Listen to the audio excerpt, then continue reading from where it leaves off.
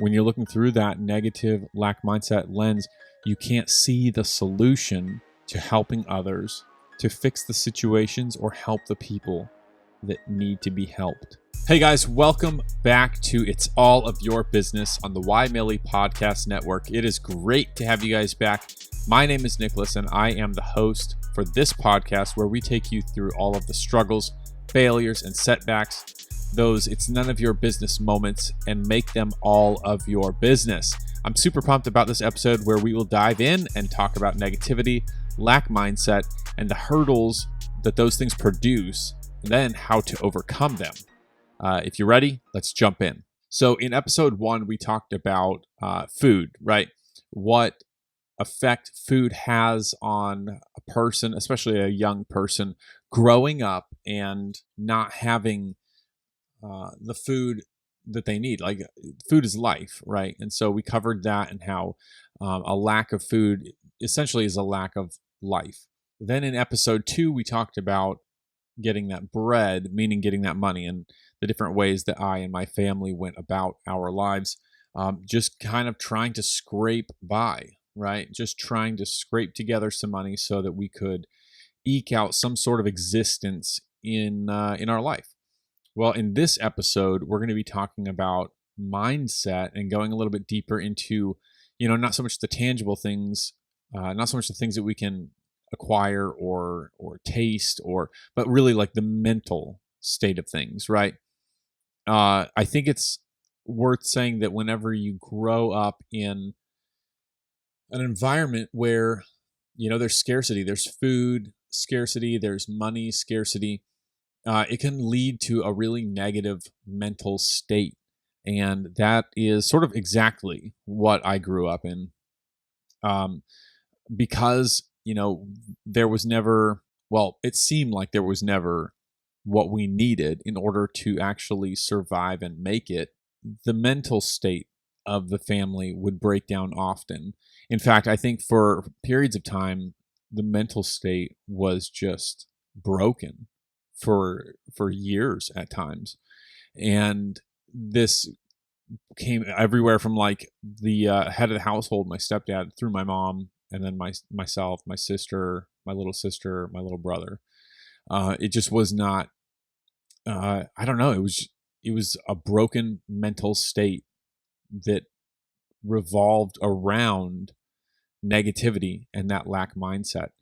And so I just kind of want to dive in and explore this, because I feel like, while we shouldn't meditate on negativity and those horrible states of mind, I do think that there's a lesson to be learned, and we can observe this from a safe distance and learn from this. I don't know if you want to call it a mistake or what, but like, let's learn something from it, right? So I recently heard on another podcast that the reason that successful people, and you can determine, you can call success whatever you want. You determine what success is in your own mind and your own eyes. It's not that they have those things because they're successful, but rather they are successful because they have those nice things. And here's what I mean. And remember, like, take this with a grain of salt. It is not always this. This is not like the cut and dry of everything, but this is just kind of a trend that I kind of see, right? When you live in a nice house, right? And I've never lived in like a mansion. I've toured a mansion and I've been into a mansion and I've hung out with friends who have a mansion, but I've never owned one myself. However, what I gathered from this podcast that I was listening to is that the reason that the successful have these nice things is because it puts them in a state of mind where they are not centered around negativity and the lack mindset, right? Let me say it again.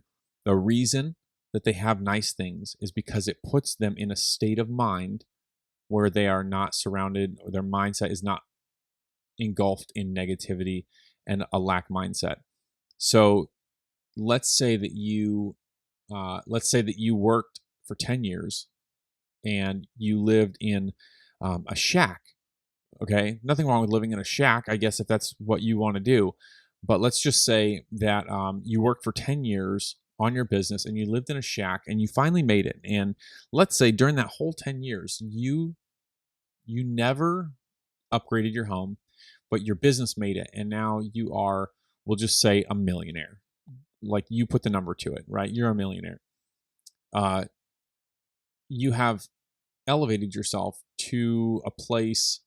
Clearly you had to get rid of your lack mindset.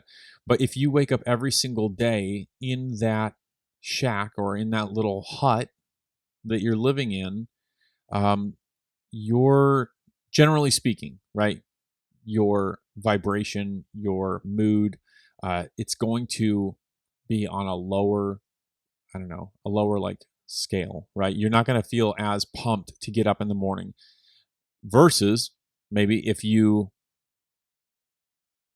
woke up in, I don't know, super nice house in the nice part of town or whatever you decide is a nice living arrangement. What I'm saying is that there comes a time when we have to do something to shift our mindset away from negativity and lack. And that's the reason that so many successful people and wealthy people and leaders and, athlete, these people that have these, have accomplished these great things, the reason they have is because they've put themselves in a place where literally negativity and lack cannot exist in their mind. And so I think, kind of to sum up this point in and of itself, we have to work on putting ourselves into a place where that negativity and lack cannot exist. Whatever that may be for you, whether that be going somewhere, right? Going to a nice place, whether that be looking at nice or pictures of nice homes, whether that be surrounding yourself with people who have quote unquote made it and are successful, whatever you deem successful to be, whether you put yourself in that scenario or in those surroundings, we have to put ourselves in a place, put our physical being in a place to where our energy, right, kind of transcends to the next level. That's basically what I'm saying with this point. So in growing up in my own life, and I can only talk about my own life because it's the only thing that I am familiar with and have basically the right to talk about. I can't talk about anybody else's life when it comes to this. But I know from my life, our family grew up with a very negative and lack-centered mindset. Everything from, we don't have enough food. So, there was a huge, like a legitimate log chain that was chained around our refrigerator at some points because there was so little food that the parentals were afraid that I would eat all the food while they were out doing whatever they were doing, running errands or working or whatever. So yeah, literally like chained up the refrigerator, and that is massive lack mindset. Living in the areas where I grew up, you didn't wake up sort of thinking that you could take on the world, right? You didn't wake up thinking that you'll actually make something of yourself in your life. And to be perfectly honest and frank, I don't really know where any of that came from in my life. After maybe high school, and I kind of had some like part-time jobs here and there. Before I joined the Navy, I don't really recall ever having any ambition, any drive, other than to just play PlayStation 2, Grand Theft Auto all day. That was like all I knew. It's all I knew about. It's all I wanted to do. Then the Navy happened and kind of opened my eyes to other things.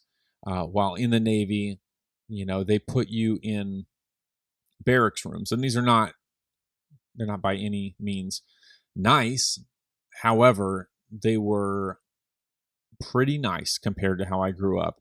And it started to transcend my mindset that not everything has to be negative, that there really is not lack in the world, at least in my immediate world, right? There's not lack in my immediate world.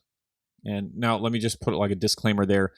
When I talk about my immediate world, I'm talking about like literally my day to day that I am living in. I know that there's lack throughout the world as a global economy and like like the whole planet. There's lack, yes. There's a lot of people lacking, but in my immediate world, where I live the day to day, there was no lack. My housing, my medical, my paycheck, my food, everything was covered, and I still had money. And so I think maybe I have the Navy to, and the 5 years that I spent in, maybe I have sort of that to thank for kind of like awakening my mind to this. And I'm kind of processing this as I talk about it. So I'm trying to make sense of it in my head while I'm speaking, because like this is sort of opening up my mind as I talk about it. Maybe that's where it really started for me. And then getting whenever I was finished with my 5 year enlistment and I got out of the Navy, I never went back to the standard of living or the living conditions that I was in when I was a child and teenager and so on. And so it's kind of been an uphill battle. But, like one of my favorite quotes is anything worthwhile is uphill, right? It's easy to just stay in the mud, right? It's easy to just stay at the bottom of the mountain. It's so easy. You look up the top of the mountain and you say, I want to get there. I want to have positivity. I want to have an abundance mindset. I want to have, the great marriage, the great kids, like the happy family and the sports cars or the supercars and the mansions and the vacations and the houses. Like you want that and it's at the top, but that's everything worthwhile is uphill. So it's easy to stay in the mud. It's easy to stay in the bottom or on the plateaus where things are just comfortable. But there is no greatness that comes from a comfort zone. Okay. I'll say that again. There is no greatness that comes from a comfort zone. The day that, like my day to day where I live, I try to stay very aware that if I'm comfortable, I'm probably not achieving or doing as much as I could be doing. Um, Even something like sitting on the couch. If I'm sitting on the couch and I literally say to myself, man, this is so comfortable. I am just so comfortable. Like it sends warning flags into my brain. Now, obviously, if it's bedtime and you're comfortable in your bed and it's time to go to sleep, like literally you need to be comfortable to get a good night's sleep so that you can crush the next day. But if it's in the middle of the day or I'm working on my computer and sitting on the couch or, planning or plotting or doing whatever I do in my day to day, and I say, man, I'm so comfortable right now. Dollars to donuts, I'm out of that seat within 30 seconds because I know that no greatness ever comes from a comfort zone. It's not going to happen. And like honestly, like even when I'm super comfortable in bed, still seldom does great sleep ever come when I'm super comfortable. Like no greatness comes from comfort zone. Touching on the negativity, right? Negativity is rampant everywhere you look. Everywhere you look nowadays, it seems, and I don't want to be negative in saying this, but it appears that everywhere you look, someone's spinning some negative story. Obviously, the news, and that's enough said about that, and politics, enough said about that. There's negativity everywhere. And so it's up to you and it's up to me to guard our ears and our mind and our eyes from the negative stuff. I don't know when the last time was that I actually watched the news. Occasionally, I'll get an email where some news outlet is trying to, slide into my email inbox. But, I don't pay any attention to that. I delete it. I move on. I don't watch TV. I'm very careful what movies I watch. I do not pay attention to politics whatsoever. Here's the thing about politics and the news. You can't do anything about them So why put any of your attention towards them?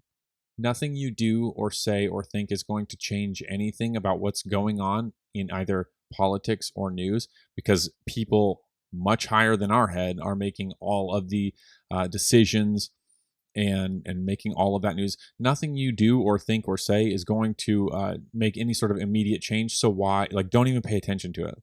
The same thing goes with sports. I don't follow sports either. There's no use getting worked up about who's getting who and who's going where and what play so and so made, because you can't do anything about it. That's a whole other story. Like, we have limited mental real estate.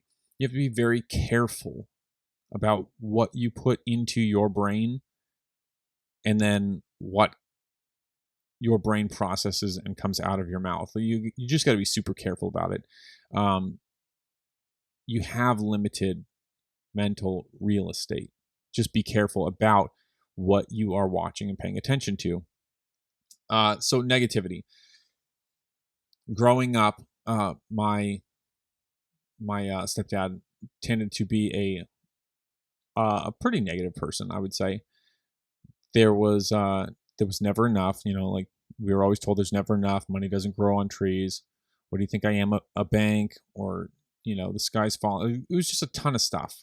It was always just very negative. And that was I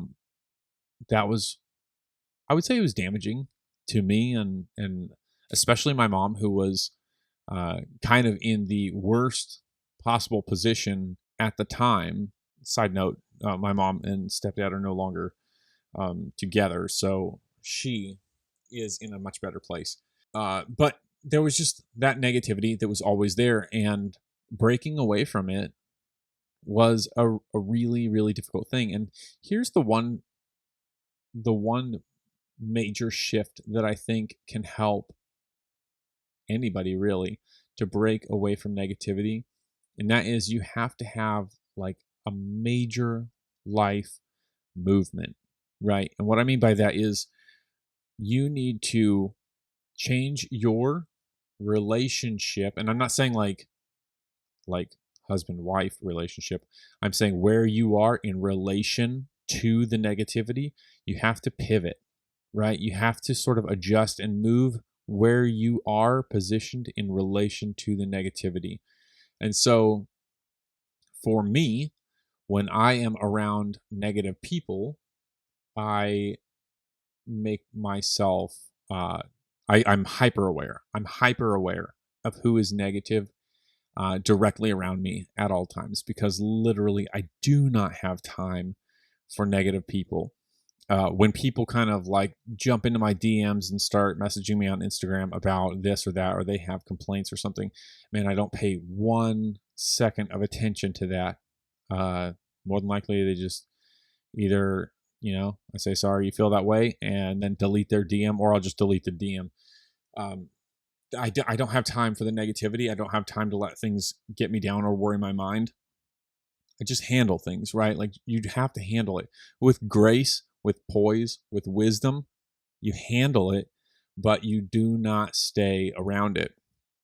I was talking with my friend Jason, who is actually the founder of the Why Millie Podcast Network, and who produces this whole podcast. So shout out to Jason. But we were talking, and I said, when it comes to negativity, I feel like it's so important that we either remove ourselves from the situation if possible, or pivot in a way to where we are placed in relation to that negativity is shifted to where it has less impact on us.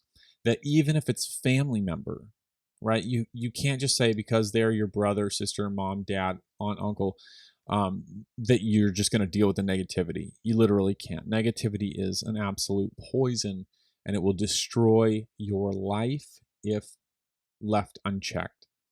So we talked about that, and I just broke it down. Like, I don't care who it is.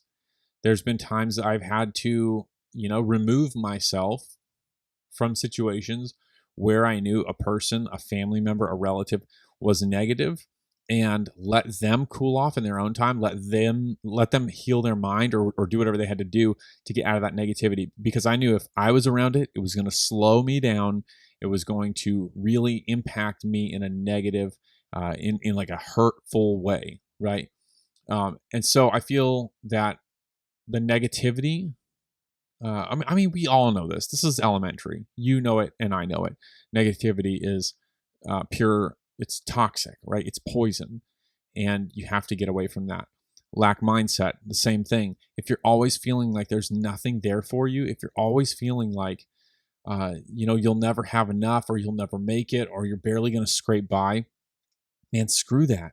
Like, forget that.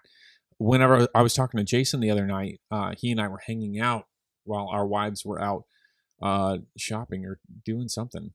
Jason and I were talking, and I said, a lot of people accuse me of being like money hungry or something, right? Whatever.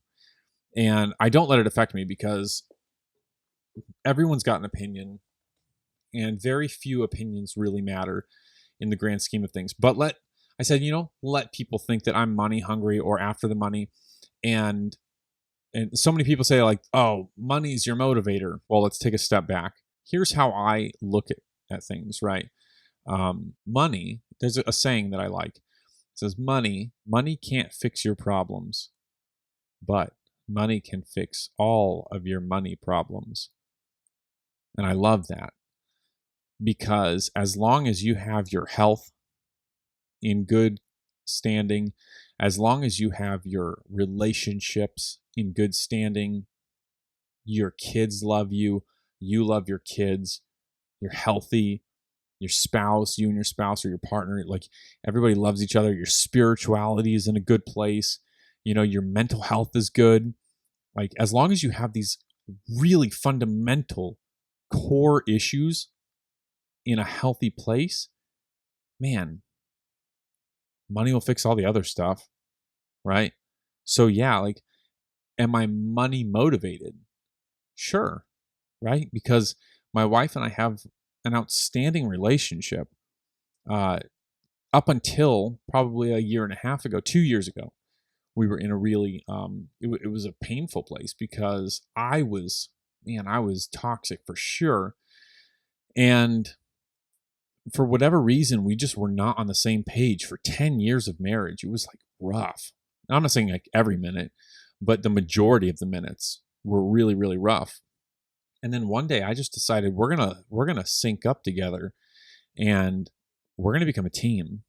And we started working on it, and we're in an incredible place now where, like, for the first time, like a few months ago, I told her, I was like, I really feel like you're my best friend now. Like, we've made it. Like, let's keep this momentum, right? And so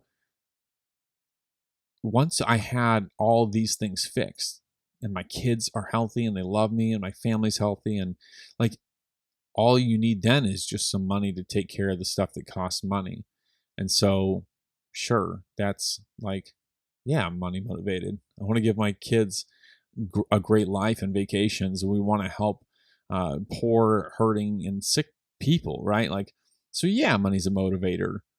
And I think you have to get over the lack mindset and thinking that, oh, money's bad, or there will never be enough, or too many people have it too hard. I can't have nice things if everyone else is going to have it hard. You have to get past that.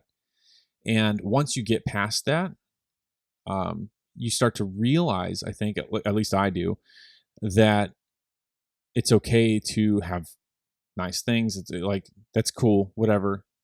It's okay to go on vacations or experience life with the people that you love.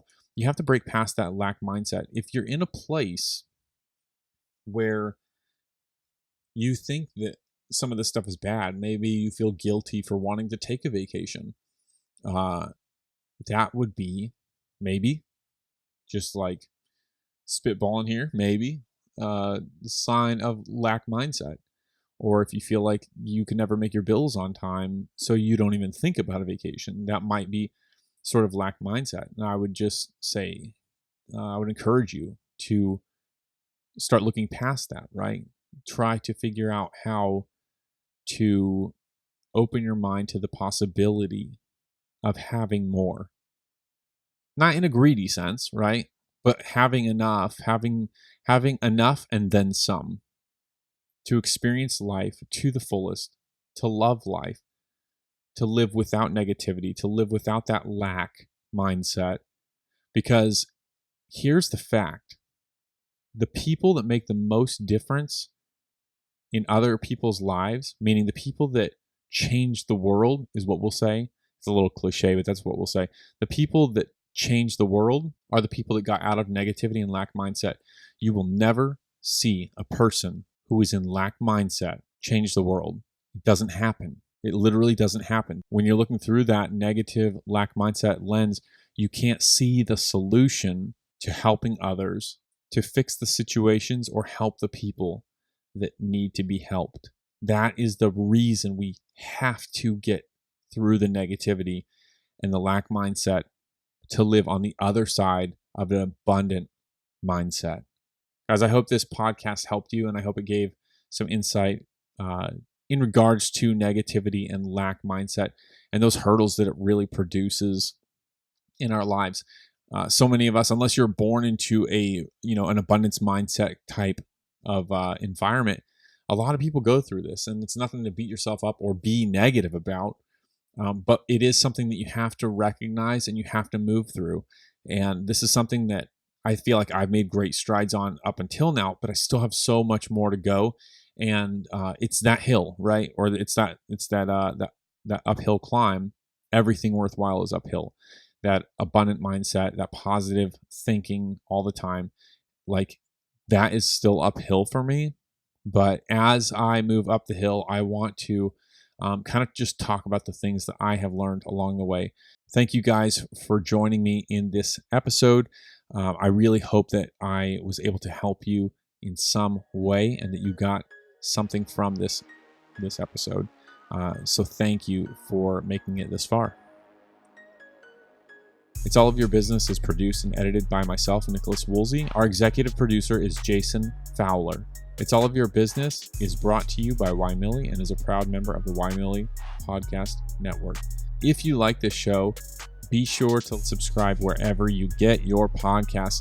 And also, if you have any questions or you want to just reach out, you can email me at itsallofyourbusiness@gmail.com. There's also a link to that email address in the show notes. My name is Nicholas Woolsey, and remember, it's all of your business.